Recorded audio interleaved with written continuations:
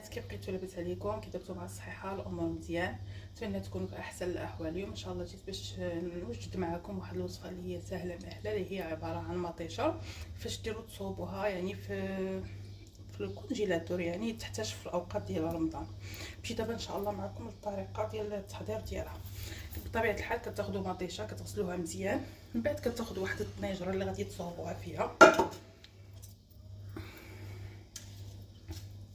حيت كاين اللي ما كيكونش الصراحه عنده الوقت في رمضان.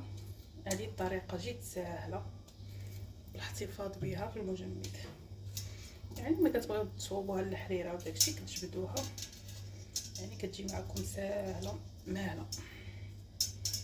كتشدو كتقطعوها بطبيعه الحال، كتحيدوا لها غير هذا الفوقاني هذا صافي، غتشدو غادي تقطعوها كامله بهذه الطريقه هكا.